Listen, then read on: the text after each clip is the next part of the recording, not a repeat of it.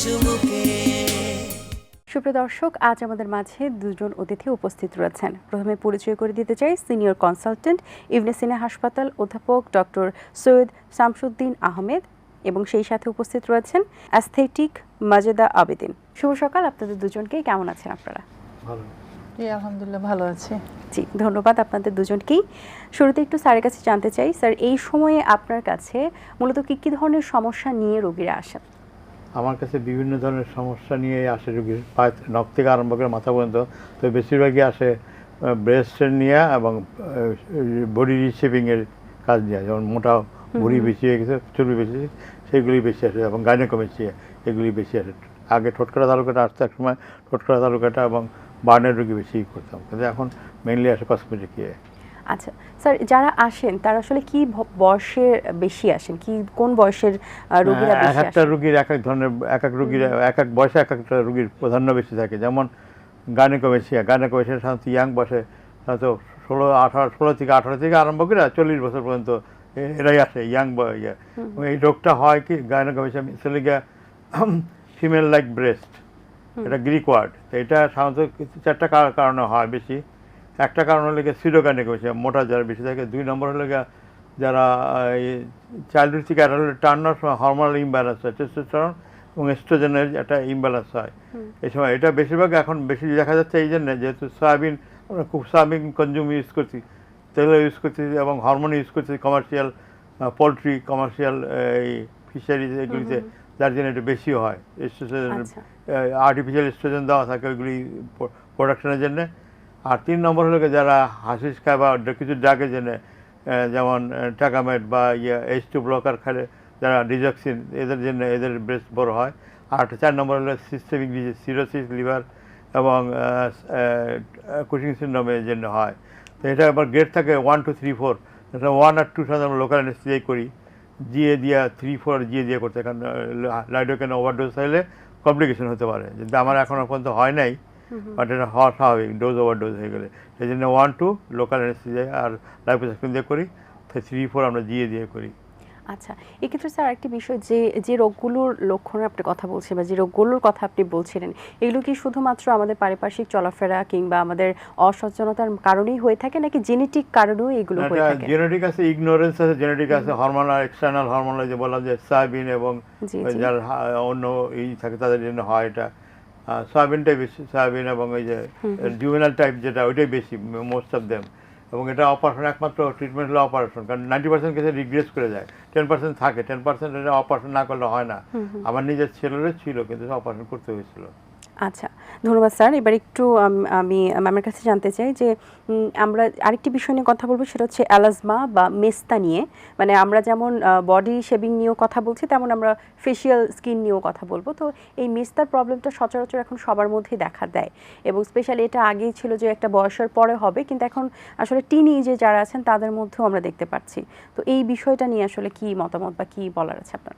এখন একদম সকলেরই ধরতে গেলে টিনেজ বয়স থেকে একদম এখন দেখা যাচ্ছে 20-21 বছর থেকেই দেখা যাচ্ছে যে মেলাজমাটা দেখা দিচ্ছে। ফ্রিকেলটা প্রথম ফ্রিকেল আকারে হয়, তারপরে এটা আসলে মেলাজমা আকার হয়ে যায় অল্প সময়ের মধ্যে, মানে 6 মাস 1 বছরের মধ্যে মেলাজমা আকার হয়ে যায়।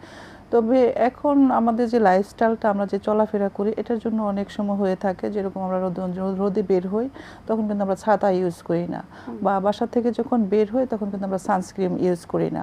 তো মূলত আমাদের 18 বছর বয়স হলেই আমাদের সানস্ক্রিন একদম মাস্ট কমনলি ইউজ করা দরকার, মানে এটা একদম ম্যান্ডেটরি। তো এটা অনেকেই করে না, সেই ক্ষেত্রে এরকম হয়ে থাকে। তবে কিছু কিছু খাবারের সমস্যার কারণেও মেলাজমাটা হয়ে থাকে, আবার বংশগতভাবে মানে জেনেটিক যেই প্রবলেমটা থাকে সেই কারণে হয়ে থাকে। তো এখন সবচেয়ে মানে লেটেস্ট এবং গুড নিউজ হচ্ছে যে এটা খুব দ্রুতই রিকভারি করা যায়। মানে এই কিছু কিছু আধুনিক ট্রিটমেন্ট এখন বের হয়েছে, সেটা হচ্ছে যে ডিভাইস আকারে, মানে আমরা প্রসিডিউর আকারে করে থাকি। যেমন মেলাজমাতে আমরা কেমিক্যাল ইউজ করে থাকি, ফ্র্যাকশনাল CO2 করে থাকি। তো আর সাধারণত যে সুপারফিশিয়ালে যেই লেয়ারগুলো থাকে, যে ডার্মিসে থাকে, সেটা কিন্তু খুব দ্রুতই চলে যায়। সেক্ষেত্রে আমরা কেমিক্যাল পিল করলে দ্রুত কিউর হওয়া যায়। আর সেকেন্ড স্টেপগুলোতে যখন আমরা যাই, 4 থেকে 5টা বা 6টা সেশন লাগে, তখন আমরা পিআরপি দিয়ে থাকি এবং ফ্র্যাকশনাল CO2 দিয়ে থাকি। তখন এটা অনেকটাই মিনিমাইজ হয়ে যায়। তখন সেই ক্ষেত্রে আমরা আবার কিছু সাপ্লিমেন্টও দিই আর কি খাওয়ার জন্য। আচ্ছা, এই ক্ষেত্রে সানস্ক্রিনের ব্যাপারটা, সানস্ক্রিনের নিয়ে কনসেপ্ট কাছে অনেকের কাছেই কনসেপ্টটা অনেক বেশি ধোঁয়াশা, যেটা আসলে ইউজের প্রপার টাইম কোনটা, কয় ঘন্টা রাখা যায় এবং কয় ঘন্টা পর পর অ্যাপ্লাই করতে হবে। অনেকে আছেন যারা বিকেলের সময় সানস্ক্রিন ইউজ করেন, আদৌ কি তখন ইউজ করা যায় কিনা? জি, এটা হচ্ছে সকাল 8টা থেকে আমরা বিকাল 4টা পর্যন্ত বলি। কিন্তু আমরা যখন খুব বেশি লাইটে থাকবো, মানে আমরা যখন ডেস্কটপে কাজ করব, তখন কিন্তু অবশ্যই সানস্ক্রিন দিতে হবে। আর অনেকে সানস্ক্রিন ইউজটা করে একদম স্বল্প আকারে, কিন্তু এটা আমাদের যখন করব, আমাদের এই পুরোটো সানস্ক্রিন নিয়ে একদম ড্যাপ ড্যাপ করে দিয়ে তারপর মেল করতে হবে। এটা কিন্তু অনেকে অল্প একটু দিয়ে বলে যে সানস্ক্রিন দিয়ে ফেলেছি, এটা প্রপার ফেস যেন কভার করে দিতে হবে। আর সেটা হচ্ছে যে অবশ্যই সানস্ক্রিন দেওয়ার একটা নিয়ম আছে। সেটা হচ্ছে আপনি যেখানে যাবেন, সেটা বাইরে হোক বা পাকের ঘরে হোক, মিনিমাম 20 থেকে 30 মিনিটস আগে আপনার এটা অ্যাপ্লাই করতে হবে। তাহলে এটা আপনি প্রপার ওয়েতে কাজ করবে। এবং যখন আমরা খুব বেশি সানে চলে যাব বা পাকের ঘরে যাব বা লাইটের কারণে যাব, তখন কিন্তু 2 ঘন্টা পর পর রিঅ্যাপ্লাই করতে হবে। তাহলে আমরা একটা ভালো মানে কভারেজ পাবো সানস্ক্রিন থেকে। আচ্ছা, এবার একটু স্যারের কাছে আসতে চাই যে স্যার, আমরা অলরেডি কিছু বিষয় জানছিলাম, বডি শেমিং বা ট্যামিটেক যে চিকিৎসা সেবা, সেটা আসলে কিভাবে দেওয়া হয়ে থাকে? নর্মাল ফিগারের যদি মানে কনফিডেন্স না থাকে রুগীর, অ্যাবনর্মাল ফিগার শেপ, তখন আমরা এটাকে হেল্প করতে পারি রিশেপিংয়ের জন্য। যেমন অতিরিক্ত ফ্যাট জমা হয়ে যাওয়া, যেমন হাতে জমা যায়, আফ্রিকানদের হাতে, বাটাকে, পেটে জমে। তো এইখান থেকে আমরা লাইপোসাকশনের মাধ্যমে বা মাইল্ড টু মডারেট সিভিয়ার থেকে, সিভিয়ার হলে অপারেশন করতে লাইপেক্টমি কেটে, আর মাইল্ড টু মডারেট হলে আমরা লাইপোসাকশনের মাধ্যমে ফ্যাটটা এক্সট্রাকশন করে নিয়ে নিতে পারি বিভিন্ন জায়গার থেকে। এবং এটা লাইপোসাকশন সুবিধাটা হলো 360 ডিগ্রি লাইপোসাকশন আমরা করতে পারি, এবং করার ফলে হয় কি রিকভারিটা তাড়াতাড়ি হয়। আর অ্যাবডোমিনোপ্লাস্টি করতে গেলে, টামিটাক অপারেশন করলে রিকভারিটা দেরি করে হয়, সময় লাগে, বাট রেজাল্ট গুড, এবং এটা খুব ভালো রেজাল্ট আসে। আচ্ছা, এটা কতটা সেফ স্যার একজন? এটা সেফ হলে কি, এটা আমরা যেটা অপারেশনটা করি, অপারেশনের time consuming, but it's not to মানে এটা খুব টেকনিক্যালি হাই না, কারণ এটা সেলাই করতে সময়টা লাগে, এবং আমরা পেটের ভিতরে যাই না, যা করার কাজটা করি বাইরে কাজ করি, যার জন্যে পেটের ভিতরে কোনো অসুবিধা হয় না, বডি ক্যাভিটির মধ্যে কাজ করি না, ক্যাভিটির বাইরে কাজ করি, যার ফলে অপারেশনটা সেফ মোটামুটি, কোনো আমাদের কাছে কোনো ক্যাজুয়ালিটি হয় না এখন পর্যন্ত। স্যার, এটা স্থায়িত্বকাল কেমন? মানে অনেকে যদি আবার সে আগের পর্যায়ে চলে আসে, এটা এখন হচ্ছে আপনার ডেইলি দরকার 1500 ক্যালোরি দরকার। আপনি যদি এক্সেসিভ ক্যালোরি নেন, সেটা ক্যালোরিটা স্টোরেজ হচ্ছে অ্যাজ এ ফ্যাট হিসাবে ট্রান্সফর্মিং হচ্ছে। তা আপনাকে সচেতন থাকতে হবে খাবার সম্পর্কে।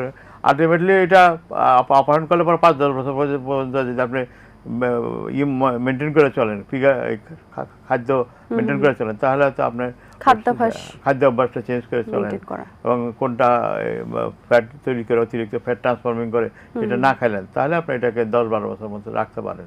আচ্ছা স্যার, এটা কেমন ব্যয়বহুল? এটা ব্যয়বহুল অপারেশন, টাইম কনজিউমিং অপারেশন, 3 ঘন্টা থেকে 4 ঘন্টার মতো অপারেশন টাইম লাগে। তো একটা প্রতি জায়গায় অপারেশন থিয়েটারে গেলে চার্জ, অ্যানেস্থেসিয়া সবাই চার্জ করে টাইমিং অনুযায়ী, তো সেই হিসেবে বেশ ব্যয়বহুল। আচ্ছা, বা প্রোডাক্ট কোনগুলো ইউজ হচ্ছে বা কি প্রোডাক্ট আপনার মেইন হলে খাবার, যদি মাইল্ড টু মডারেট আপনি খাবার যদি কন্ট্রোল করেন, ডায়েটিং কন্ট্রোল করেন, ডায়েটিং করে অনেক কিছু করা যায়। আর তারপরে না হলে অপারেশন করেন, যারা ডায়েটিং করে না পারে তাদের জন্য অপারেশনটা।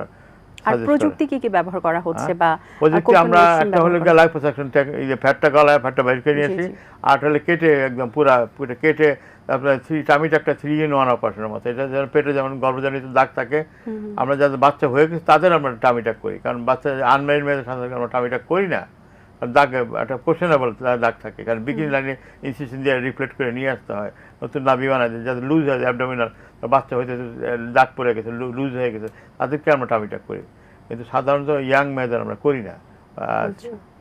আর এটা করার পরে রিকভারি 1 মাসের মতো সময় লাগে, প্রায় 1 মাসের মতো সময় লাগে, তারপর আবার স্বাভাবিকভাবে সব কিছুই করতে পারে।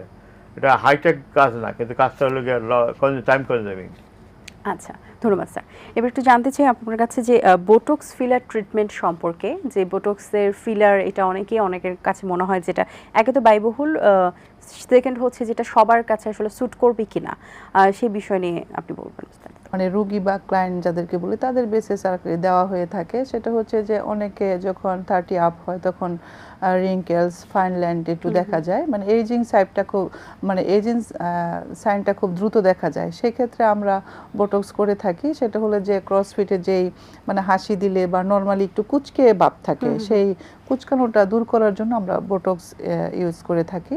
তো এটার মধ্যে নর্মালি কোনো সাইড এফেক্ট নাই। এটা একমাত্র আপনার সেলের মাঝখানে দেওয়া হয় যাতে মানে এটা একটু প্যারালাইজড হয়ে যায়, মানে অল্প একটু পুশ করলে এটা প্যারালাইজড হয়ে যায়, সেই জায়গাটা আর কুচকাবে না। জাস্ট এইটুকু যা হবে এটা স্কিনের উপরে হবে, ভিতরে কোনো সমস্যা হবে না। এটা হচ্ছে খুব সেফ এবং সেফটি অনুযায়ী এটা করা হয়। আর ফিলার হচ্ছে যে আমাদের এখন বর্তমানে অনেকে চশমা পরে বা মূলত বিভিন্ন কারণে বশত এইসব জায়গাতে একটু চোখের নিচে চোখের জায়গাটা একটু ডেবে যায়, সেটাকে উঠানোর জন্য আমরা ফিলার করে থাকি। অনেকে লিপে করে থাকে, লিপটাকে আরেকটু ফ্লাফি করার জন্য, একটু ভলিউমটা বাড়ানোর জন্য আমরা ফিলার করে থাকি। বা চিকে অনেক সময় এখানে একটা টোল থাকে, সেটাকে দূর করার জন্য আমরা ফিলার করে থাকি। এটা আসলে মানে হার্মফুল তেমন কিছু না, এটা একদম নর্মাল একটা জেল থাকে, সেটা আমরা হাইলুরনিক জেল থাকে, সেটা আমরা এখানে পুশ করি। তারপরে এটা একটা লেভেল মানে অনুযায়ী যেই যতটুকু ডিপ থাকে সেটা আমরা উঠিয়ে দিই, মানে ফেসের আকারে বলি আমাকে, যেমন টিস্পুন থেকে আমরা এখান থেকে একটা মাপ নিই, এই মাপ অনুযায়ী বা ফেস শেপে যতটুকু লাগে ওটা আমরা করে দিই। তো এটার মধ্যে আসলে ওইরকম মানে ব্যাড ইফেক্টেবল তেমন কিছুই থাকে না, সব কিছু মানে নর্মালি থাকে, ন্যাচারাল বিউটি যারা আমরা করি সেটা আমরা এটা করে দিই ফিলার এবং বোটক্সের মাধ্যমে। কত বছর বয়সের পর করাটা সেফ? এটা এখন অনেকের আসলে 20, 22, 25 এরকম করতে চায়, কিন্তু তখন থেকে আমরা করি না, যখন মানে 30 পর থেকে আমরা এটা করে থাকি। তো অনেকে আসে তখন ওদেরকে আসলে করা হয় না, এটা ওদের লাগে না, তো তাদেরকেও আমরা মাইক্রোনেডলিং সাজেস্ট করি, যেহেতু এজটা কম, তখন মাইক্রোনেডলিংয়েও কিন্তু স্কিন খুব টান টান হয়ে যায়। আচ্ছা জি, এটি কেমন ব্যয়বহুল? খুব এক্সপেন্সিভ। হ্যাঁ, সেটা তো অবশ্যই, কারণ এটা বিভিন্ন ব্র্যান্ড আছে, বিভিন্ন ব্র্যান্ডের উপরও আসলে প্রোডাক্ট সিলেকশন কি মানে কাস্টমারই করতে পারেন না, কিছু কিছু কাস্টমার জেনে আসে, আর কিছু কিছু কাস্টমারদেরকে আমরা নিজেরা সাজেস্ট করে থাকি যে এটা নিতে পারেন। এবার একটু আবার স্যারের কাছে আসতে চাই যে ছেলেদের, আমরা জানি যে ছেলেদের যে গাইনোকমার্শিয়া ট্রিটমেন্ট খুব দরকার পড়ে, এটি আসলে কেন এত দরকার?